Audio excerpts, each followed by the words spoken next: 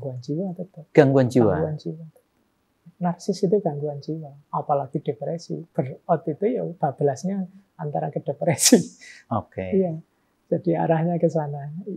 Jangan-jangan karena mungkin tidak diperiksakan saja, sebagian besar kita mungkin sudah mulai punya bibit-bibit itu. Jadi ODGJ makin banyak. Jangan-jangan kita juga.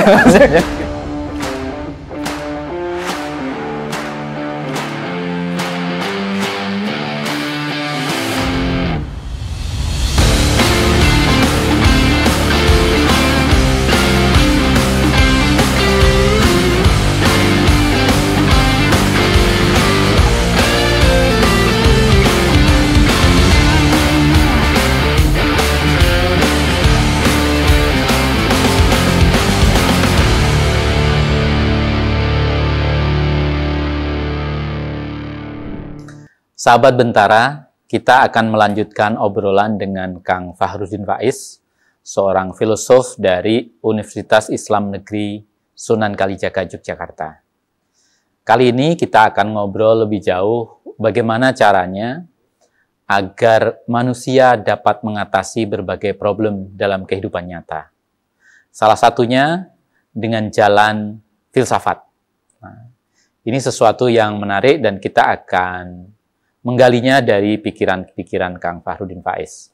Kita lanjut ya Kang ya. Iya. Jadi manusia sekarang itu seolah-olah rapuh, mudah cemas, banyak problem. Dan karena itu sekarang trending namanya healing. Kemana-mana nyari healing, ke tempat wisata, ikut yoga, mindfulness, dan lain sebagainya. Bagaimana Kang Faiz membaca fenomena ini?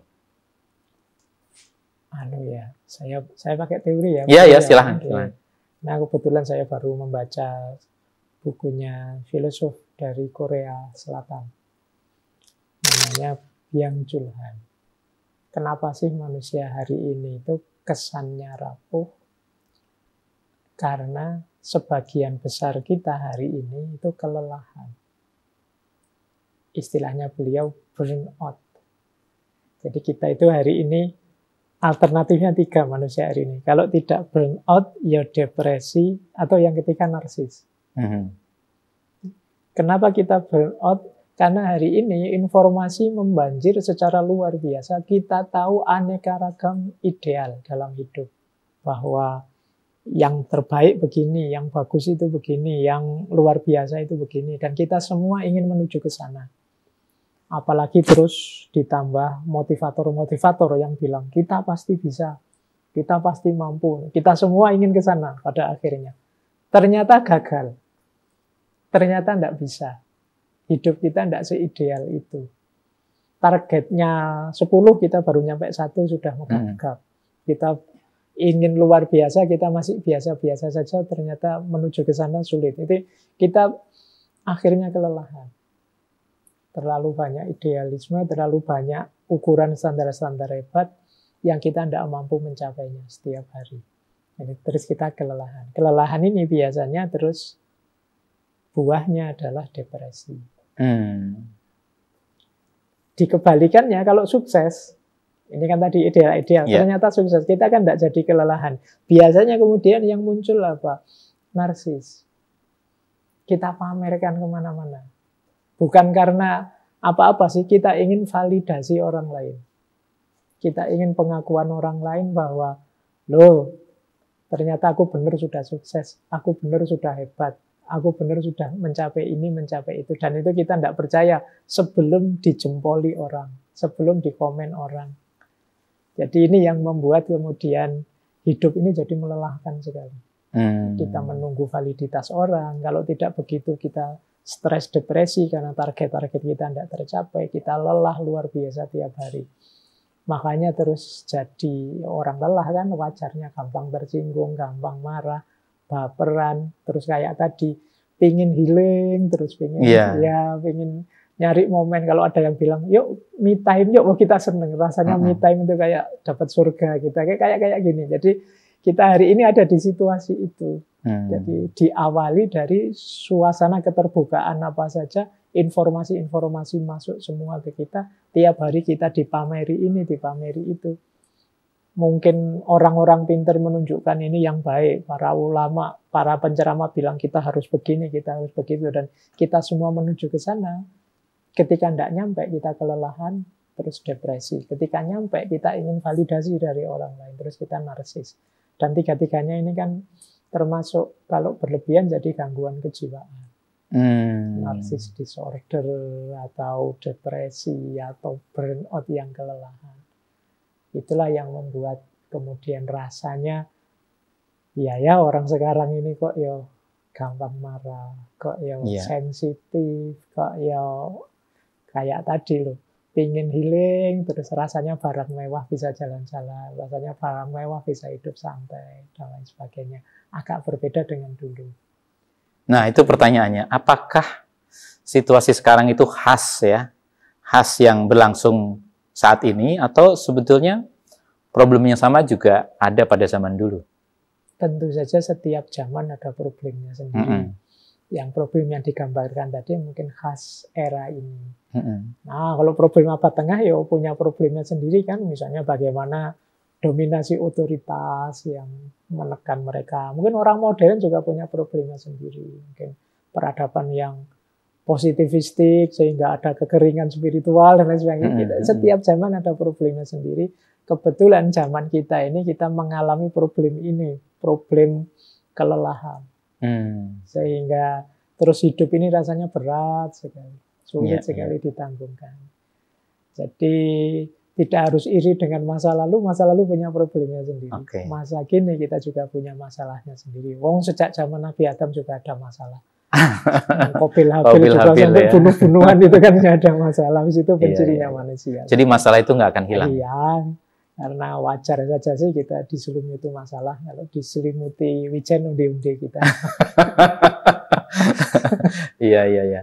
Nah, berarti penjelasan itu juga bisa digunakan untuk memahami misalnya kenapa kalau sekarang kita di jalanan sering sekali ya, misalnya naik motor atau naik mobil, senggolan tuh orang gampang marah, berantem itu. Karena mindsetnya orang capek. Orang capek itu kan cara bacanya juga serba negatif. Orang ngebel mungkin ngingetin kita jangan ngantuk, tapi kita bacanya wah belayar nantang gitu. Bisa begitu cara baca kita. Nanti temannya baik-baik menyapa dianggap mulai mau melecehkan ini, mau ini kan bisa jadi begitu. Orang mudah salah paham. Nah, mudah salah paham karena dia kelelahan. Kalau kita capek kan begitu pulang ke rumah sudah wong anak-anak guyon main apa kita jengkelnya luar biasa. Ini enggak ngerti bapaknya capek dan lain sebagainya. Dan itu yang terjadi di kita. Kadang-kadang kan mungkin di medsos itu kesannya rasanya banyak orang marah, banyak orang. Iya. Nah, tadi itu fenomena burnout, depresi, dan kemudian narsistik, itu kalau dibiarkan, itu dampak lanjutannya apa? Gangguan jiwa tetap. Gangguan jiwa? Gangguan jiwa. Narsis itu gangguan jiwa, apalagi depresi. Burnout itu ya bablasnya antara ke depresi. Iya, jadi arahnya ke sana.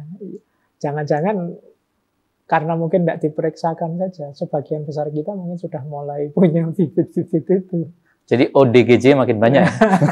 Jangan-jangan kita juga. Cuma tidak mau ngaku saja. Iya. Ya, zamannya zaman sudah begini sih. Jadi makanya di segmen pertama tadi saya bilang kita mungkin perlu waktu untuk sedikit ngambil jeda. Ambil nafas sebentar, kita renungi hidup kita. Kita berefleksi dulu. Tidak harus kemudian kesusu, tidak harus apa-apa instan. Coba kita sadari realitas hidup kita apa adanya. Sebelum ke solusi, Kang Faiz, apakah fenomena kasus bunuh diri yang meningkat itu juga berelasi dengan asumsi-asumsi tadi? Antara lain begitu. Ya karena depresi itu kan pada akhirnya menganggap sudah hidup ini tidak bermakna lagi. Untuk apa saya hidup? Apa gunanya saya hidup? Apalagi kalau ini kemudian tekanan depresi itu terus-menerus. Apalagi generasi sekarang, Gen Z, itu kan dia gaya hidupnya berbeda. Kalau zaman kita sih mungkin masih mengalami sedikit-sedikit susah sejak kecil ya. Tapi sekarang kan hidup hari ini kan adik-adik kita, anak-anak kita itu kan full facilities mereka sejak kecil. Nah ini kadang-kadang mereka jadi tidak terlatih Atau kalau bahasa psikologinya daya resiliensinya rendah. Oke. Sehingga akhirnya kadang masalah kecil saja bagi mereka itu besar, luar biasa. Mereka sangat tertekan sehingga sampai melakukan tindakan-tindakan negatif sampai ke bunuh diri tadi. Buat generasi muda isu mental health itu juga penting ya? Iya, penting kalau saya. Jadi kapan itu saya ada yang cerita ada yang bunuh diri itu ternyata dia ini karena tugas akhir apa skripsinya tidak jadi-jadi. Oke. Itu dan dia merasa tertekan sekali sampai mengakhiri sendiri hidupnya. Itu kan bagi saya daya resiliensi tadi, daya tahan. Kalau zaman saya dulu kuliah, wah mahasiswa abadi itu banyak dan mereka ke kampus ya santai saja, cengengah tidak ada. Sebagian DO juga oke-oke aja ya. Oke saja, seneng-seneng saja. Tapi sekarang tidak tahan. Jadi problemnya ada beberapa problem yang hampir sama, serupa, tetapi cara merespon reaksinya beda.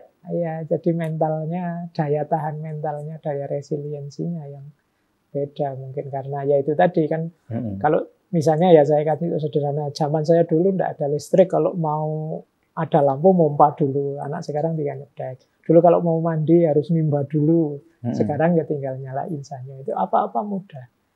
Dulu kita ngetik saja pakai mesin ketik itu kan yang rumit itu, dan itu capek loh, nggak meluruskan. Belum dihitung berapa huruf lagi bisa lurus dan sebagainya. Sekarang, nanti kalau salah dikasih tip X dan lain-lain. Dikasih tip X, ditimpa lagi, meleset lagi, terus itu bisa ganti berapa kertas. Harus dirangkep 2 pakai karbon dan lain sebagainya. Itu kita jelimetnya zaman itu. Tapi sekarang isi, kita ada laptop, ada itu. Bahkan sekarang tidak perlu tangan gerak, ngomong saja muncul tulisan. Itu. Jadi hidup semakin mudah, tetapi semakin manusia mudah. Semakin gelisah. Mentalnya semakin kurang terasa. Oke. Jadi ya biasa kan orang yang dapat nyaman terus, enak terus, pada akhirnya ya memang ketika menghadapi kesulitan dia kurang pengalaman. Oke. Itu mungkin ya kalau dalam agama terus ada namanya riadoh, latihan. Seperti kita disuruh puasa ini kan sebenarnya melatih mental itu. Bahwa bukan berarti kita tidak bisa makan, bisa kalau mau makan, tapi kita latihan tidak makan. Nah itu mungkin kita perlu latihan-latihan semacam ini. Iya.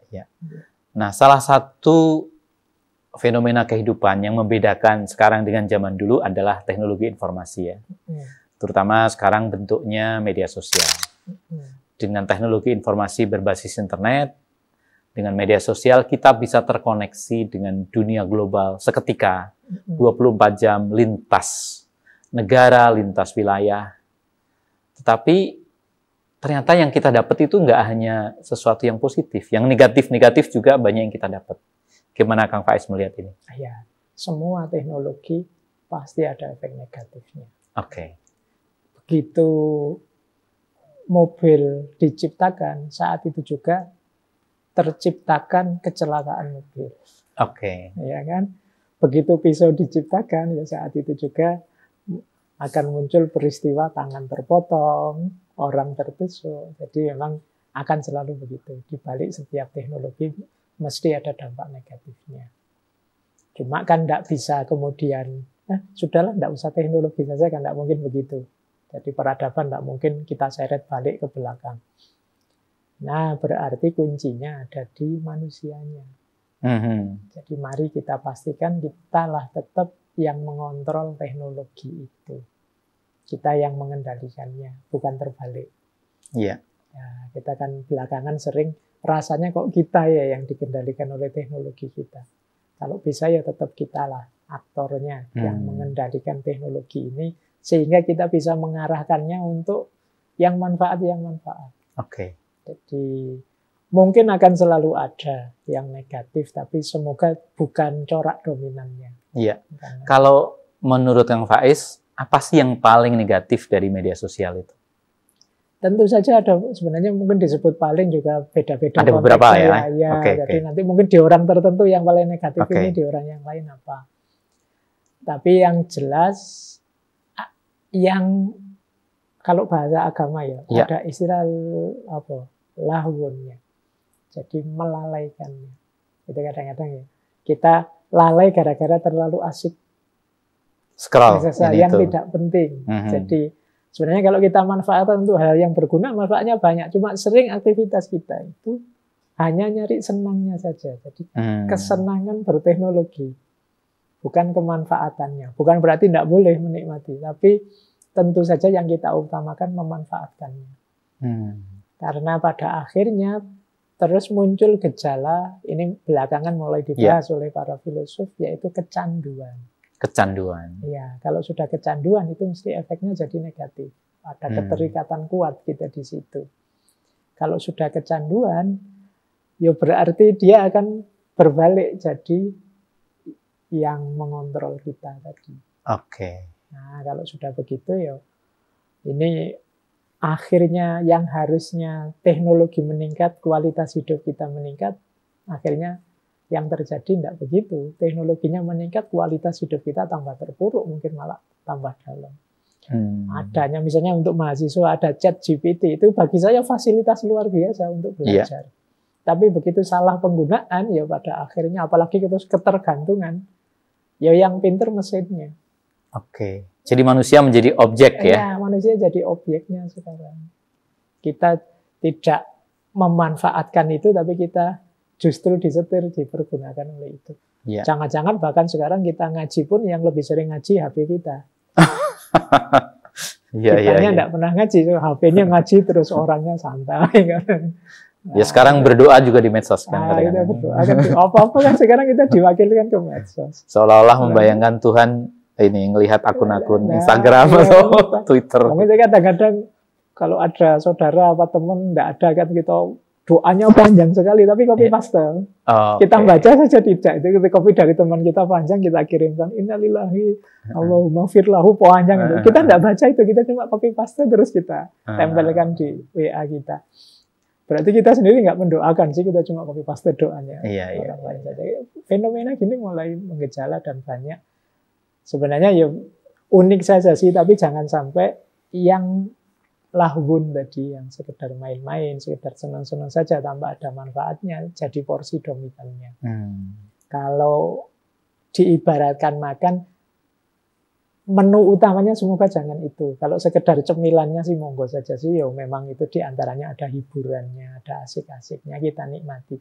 Tapi sebagai cemilan, main course-nya semoga ya aspek-aspek yang lebih penting. Selain lahwun, apalagi dampak yang itu terasa? Yang penting yang pertama ya tentu saja tersingkirnya manusia. Tersingkirnya manusia? Perannya manusia. Bayangkan smartphone-nya tambah smart, manusianya tidak. Oke. Jadi HP kita tambah canggih, nanti para pembelajar tambah malas karena ketergantungan pada itu tadi. Ini juga lama-lama kita tersingkir. Posisi dan peran kita jadi tidak penting lagi. Manusia itu bikin ribet saja. Terus kemungkinan beberapa tahun, beberapa puluh tahun ke depan, kita lebih percaya dengan gadget kita daripada dengan orang. Iya, betul. Kayak kita nyari alamat sekarang kita buka Google Map daripada ingatan kita kan. Iya, kalau dulu kita tanya ke orang kan, iya. Ini alamat sana mana kita percaya. Sekarang kita lebih percaya dengan Google. Pada saatnya untuk banyak hal kita akan lebih mengandalkan itu daripada orang lain. Meskipun Google Map kadang-kadang bikin kita terjerumus masuk gang kecil atau kuburan ya. Nah iya, tapi kan kita tetap lebih percaya Google Map sampai hari ini. Jadi lama-lama kitanya yang tergerus. Terus tentu saja yang paling kelihatan, yang juga sering digelisahkan orang, hancurnya dunia sosial. Apa itu? Orang kan semakin asik dengan dunianya sendiri. Masing-masing kita makin terisolasi. Kita itu seolah-olah masih rukun akrab, tapi sebenarnya nggak pernah ketemu. Kita nggak saling tahu menau. Wong yo medsos itu kadang emotikonnya senyum, kitanya merungut kan bisa. Iya. Jadi secara sosial kita makin terisolasi, kita semakin sendiri-sendiri. Itu yang membuat mungkin kadang-kadang banyak anak-anak hari ini itu merasa kesepian. Karena dia telah terlepas dari dunia sosialnya. Padahal di medsos kita merasa terkoneksi dengan banyak orang. Tapi dalam dunia nyata terus kita kesepian sebenarnya. Makanya terus social skill jadi rendah. Apa itu social skill? Social skill kemampuan bersosial, bermasyarakatnya mereka rendah. Berhubungan langsung, tatap muka. Kadang-kadang apa ya, kadang kita mengeluhkan anak-anak hari ini ya nggak ngerti sopan santun, nggak ngerti unggah-ungguh. Mungkin itu karena efek mereka jarang terjun langsung ke lapangan, mempraktekkan tata krama itu gimana, sopan santun itu gimana. Kadang mereka anggap ini sudah sopan, padahal mungkin belum. Ya, mereka kurang peka saja. Bayangkan kalau ada mahasiswa WA saya tiba-tiba, Pak, besok jam 9 saya mau bimbingan, saya tunggu Bapak di kantor. Itu kan kalimatnya mungkin bagi mereka itu sopan sudah, minta izin, mau pamit kok. Dia tidak sadar bahwa itu merentah dosennya untuk sampai jam 9 gitu. Jadi kayak gini mungkin mereka tidak peka. Beda dengan yang kita bergumul langsung tiap hari, itu ngerti. Kita kadang gesturnya orang saja ngerti, orang ini sudah tidak nyaman dengan saya. Itu nah, kita kehilangan kecerdasan itu. Karena selama ini lebih asik dengan gadget kita, dengan dunia medsos kita. Ini sih di luar manfaat besarnya ya, ada efek-efek ini yang. Dan ada tadi kaitan yang kita bicarakan di awal, narsisme ya. Kan media sosial itu seperti karpet merah untuk narsisme, flexing dan lain sebagainya. Iya, itu yang kadang membuat kita, kalau anak-anak hari ini beberapa kali saya diundang itu kajian, itu merasa kehilangan jati diri. Mereka merasa tidak jadi dirinya sendiri. Mereka sendiri bingung. Saya yang asli itu yang ini apa yang tiap hari tak posting di medsos itu. Kadang-kadang kan mungkin ya ini gambaran kasarnya. Karena tiap hari posting nasihat-nasihat atau ayat-ayat atau terus dia merasa jangan-jangan saya itu sudah selevel ustadz. Dia identifikasi dirinya jadi berubah. Jadi mungkin tiap hari posting apa terus merasa dirinya sudah gimana. Padahal mungkin posting filter fotonya kelihatan indah sekali, dia cakep sekali, jangan-jangan terus salah identifikasi. Sebenarnya saya itu cakep loh. Padahal itu dia kemarin pakai filter loh, dia sadar itu. Cuma dia jadi tidak mengenali dirinya. Terus akhirnya dia hamba, merasa krisis identitas. Siapa saya dia tidak bisa jawab. Itu banyak yang belakangan mengeluh begitu. Atau melihat orang lain yang penuh kesuksesan, glamour dan lain sebagainya juga bisa berdampak negatif ya. Ya kayak tadi. Ketika lihat orang lain sukses, dia ingin menuju ke sana. Ketika dia tidak mampu menuju ke sana, terus drop, stres, depresi. Efeknya kita lihat flexing itu kan terus begitu. Wah, pengen yo motor gede yang hebat itu, wah pengen yo mobil terbaru itu, kan kita terus narget ke sana.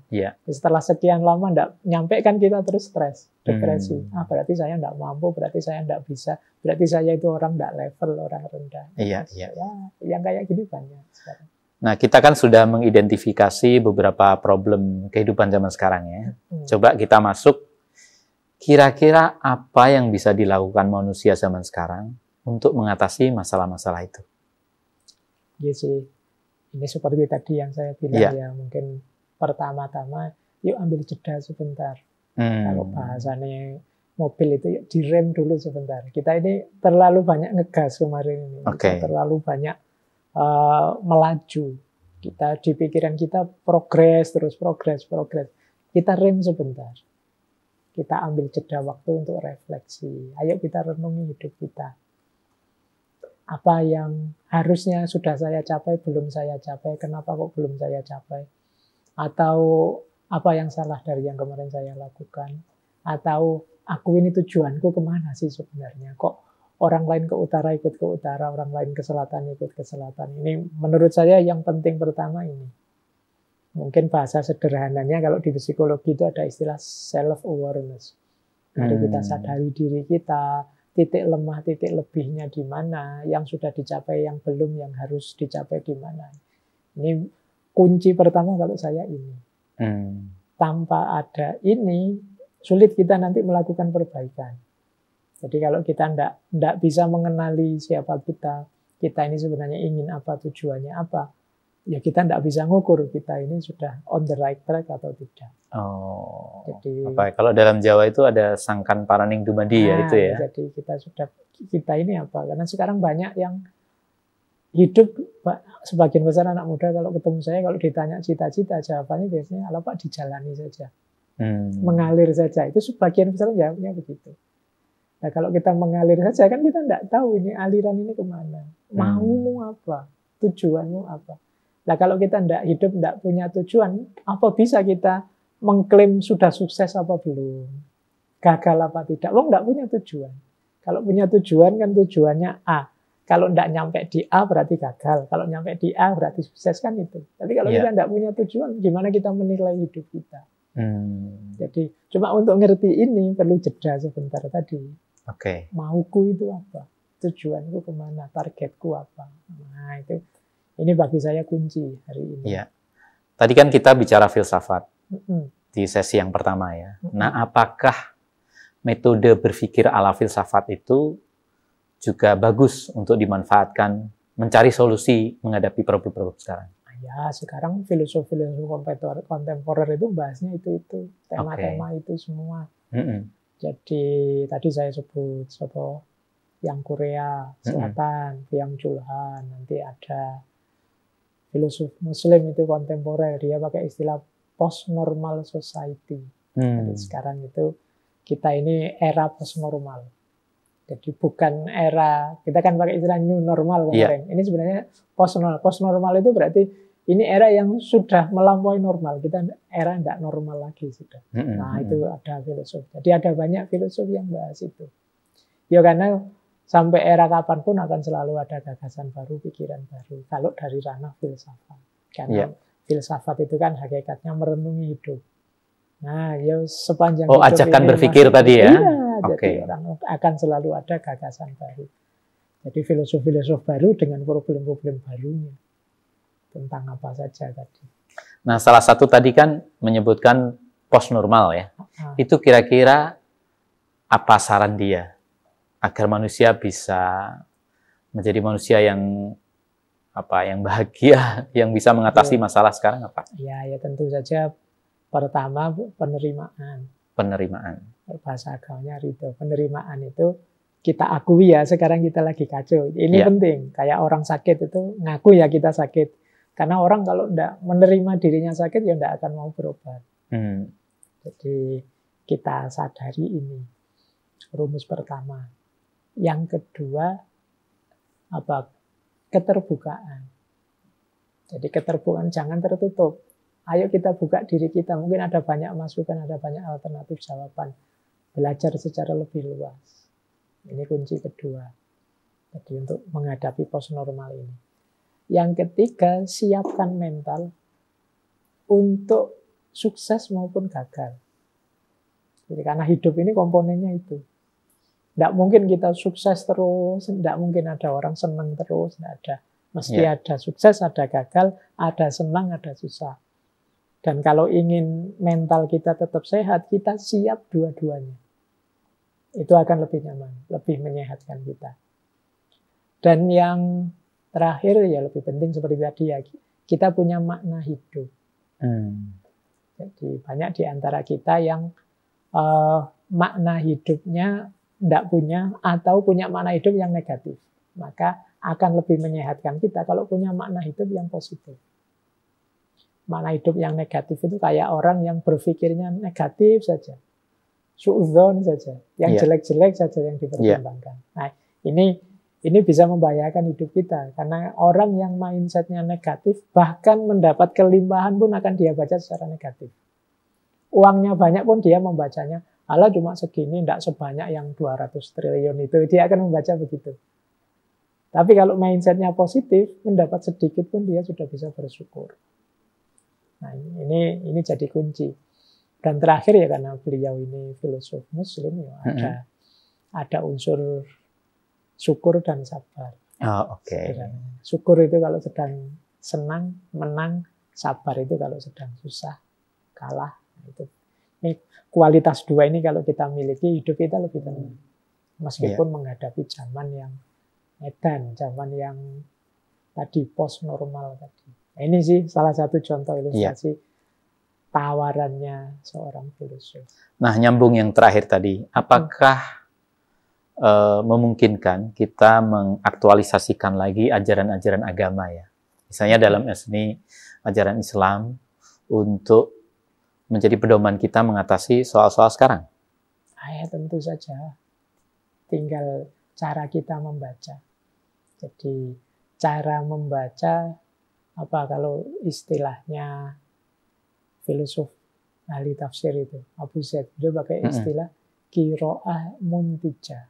Qiraah muntijah. Qiraah muntijah itu pembacaan yang produktif.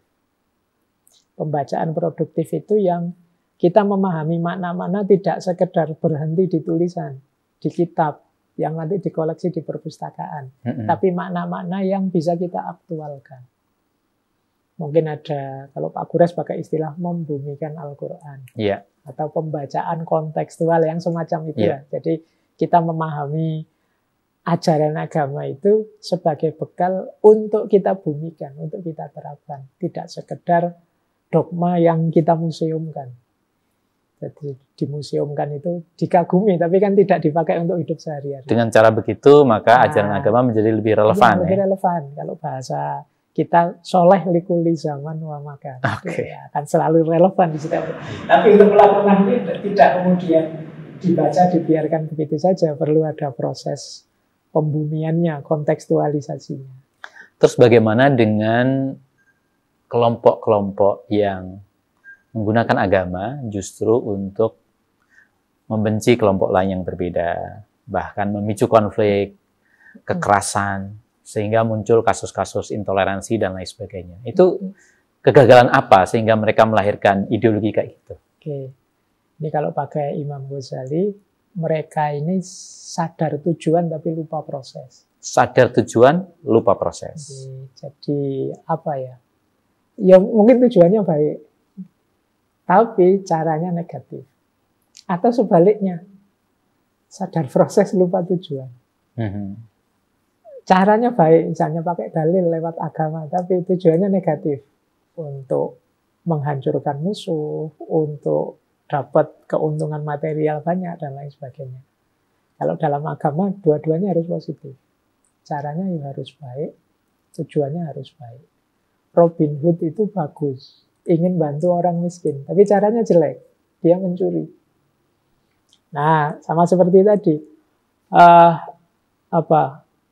proses dengan cara agama, agamanya dipakai itu bagus, tapi kok tujuannya menghancurkan orang, tujuannya menyakiti orang, tujuannya melecehkan orang. Nah, ini tujuannya negatif, meskipun caranya baik, dua-duanya negatif. Iya, iya.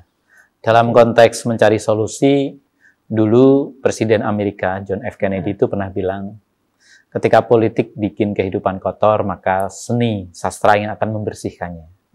Dalam situasi sekarang, selain pada agama dan filsafat, apakah mungkin kita bisa berharap kepada kesenian untuk membantu menyelesaikan masalah?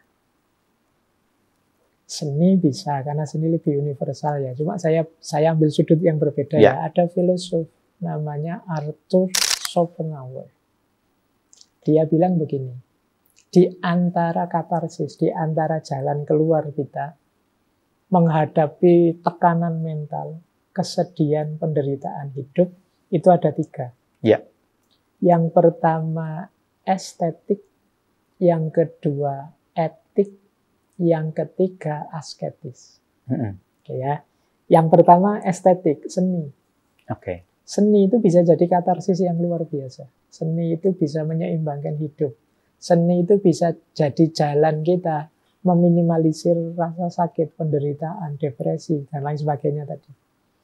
Kayak kita mungkin yang dengerin musik terus jadi tenang, meskipun utangnya masih banyak.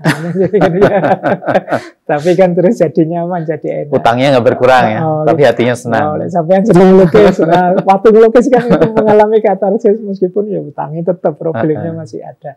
Ini dia bisa jadi solusi dari titik ini. Jadi seni bisa banyak membantu kita. Bisa juga mungkin kayak penyair-penyair dengan puisi-puisinya yang melampiaskan apa yang ada di pikirannya, di hatinya. Mungkin melakukan kritik ini, kritik itu lewat sastra, lewat karya, dan lain sebagainya. Ini juga bagi saya manfaatnya seni. Dan bisa lebih halus. Yeah. Bisa lebih masuk, bisa lebih menyentuh dengan kekuatan seninya. Okay. Ini bagi saya powernya ada di situ. Yeah. Ya, kalau yang kedua tadi etik. Kalau etik itu berbuat baik. Kalau kita ingin meringankan beban penderitaan hidup kita apapun, ayo berbuat baik. Perbuatan baik itu biasanya menghibur kita lebih banyak. Jadi Misalnya kita membantu orang yang tidak mampu. Saat kita membantu itu biasanya ada kegembiraan tersendiri sehingga kesulitan kita, beban kita tidak terlalu terasa. Kalau yang ketiga asketis. Kalau ini para sufi. Sudah di luar level kita kalau para sufi ini ya. Mereka bisa fokus mendekat pada Tuhan saja. Jadi untuk menenangkan hati. Jadi menghadapi problem-problem kehidupan. Jadi, menempuh jalan zuhud ya. Ya, menjauh dari dunia. Ini jalan asketis. Jadi tiga-tiganya bisa. Meskipun kalau kata Arthur tadi, yang durasinya pendek seni. Oke. Etik lebih panjang. Asketik paling panjang. Jadi kalau merasa dunia ini gelap, nikmatilah karya seni. Nikmati karya seni. Agak terhibur. Agak terhibur. Masih gelap juga, berbuat baik.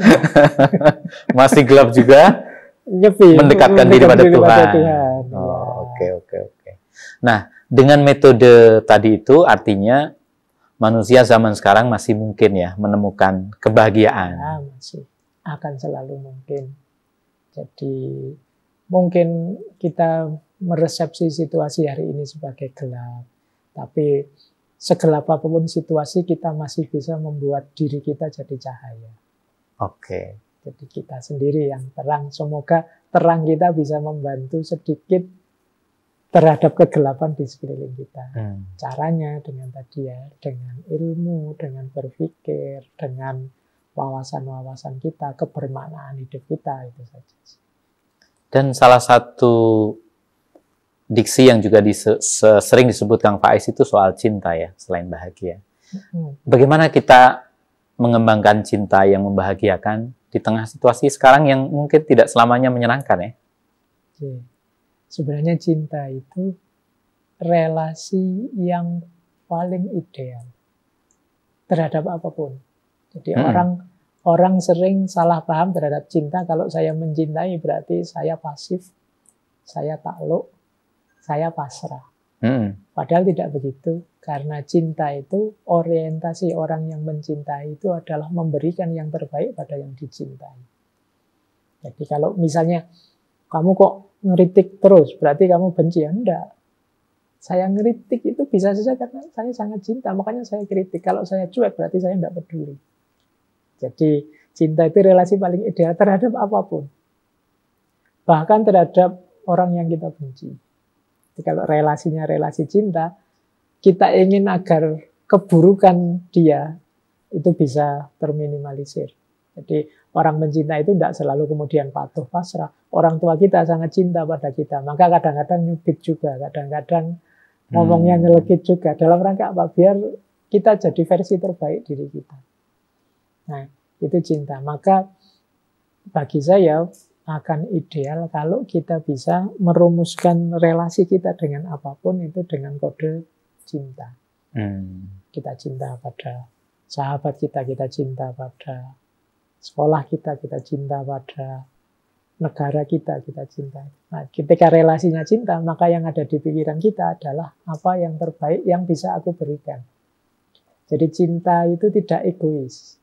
Kalau masih egois belum disebut cinta. Kalau yang dipikirkan keuntunganku, kesuksesanku, atau mungkin kelompokku, atau mungkin partaiku saja, itu belum cinta. Jadi mestinya inklusif ya, cinta itu ya. Jadi cinta itu ya kalau kita cinta tanah air ya berarti apa yang terbaik yang bisa aku berikan pada tanah air ini. Iya. Jadi tidak apa keuntungan yang paling besar yang bisa aku peroleh. Oke. Ini pertanyaan terakhir pada sesi ini dan menjadi yang terakhir untuk podcast ini. Apa sih yang membuat Kang Faiz tetap merasa optimistis bahwa manusia zaman sekarang akan bisa mengembangkan peradaban yang penuh cinta, penuh damai, saling menghargai, tidak ada perang dan lain sebagainya? Oke, jadi yang pertama tentu saja optimisme itu lebih menguatkan kita. Lebih memberdayakan kita. Jadi yakinlah bahwa akan selalu ada jalan keluar. Karena dalam agama sendiri kita kan dilarang putus asa. Ya. Karena orang putus asa mungkin dia lupa bahwa ada Tuhan. Jadi yang pertama itu ya kenapa kita harus selalu optimis. Yang kedua, Kita tidak harus seperti percakapan kita paling awal tadi, bahwa ya seperti ini memang peradaban manusia. Selalu saja ada titik-titik di mana kita kecewa, di mana kita tidak puas. Sejak zaman Nabi Adam. Iya. Jadi hidup ini selalu berselimut masalah. Tidak pernah kok, bahkan saya pernah ngetes mahasiswa. Coba kamu cari ya, setahun saja dalam sejarah peradaban manusia yang di tahun itu tidak ada perang sama sekali. Tidak akan ketemu. Akan selalu ada, entah di skala kecil atau skala besar. Termasuk hari ini ya, masih ada perang di tempat lain ya. Dan itulah uniknya peradaban manusia. Jadi yang seperti itu sudah sejak dulu begitu. Tugas kita ya menyelesaikan, mencari solusi terbaik. Semoga meskipun masih ada masalah, ada konflik, kita hidup di situasi terbaik yang mampu kita wujudkan. Jangan sampai kita tahu alternatif baiknya tapi kita abai. Jadi yang perlu kita waspadai, semoga kita tidak jadi orang yang cuek sama sekali. Ya kita berkontribusi sejauh yang kita mampu. Sisanya kalau kita sudah maksimal berikhtiar, tentu saja kita pasrahkan pada Tuhan. Iya. Wah, endingnya kepada Tuhan. Iya, biar masuk surga kita. Iya. Kang Faiz, terima kasih banyak obrolannya, menarik sekali ya. Sahabat Bentara, kita sudah berbincang dengan Kang Fahrudin Faiz, filsuf dari Universitas Islam Negeri Sunan Kalijaga, Yogyakarta. Terutama bagaimana kita menggunakan filsafat untuk memahami persoalan dan bagaimana mencari solusi atas persoalan itu sehingga kita bisa membangun kehidupan yang lebih baik. Tetap terus pantau dan ikuti podcast Bentara Budaya. Terima kasih. Jangan lupa like, komen, share, dan subscribe channel Bentara Budaya, serta nyalakan lonceng notifikasinya ya.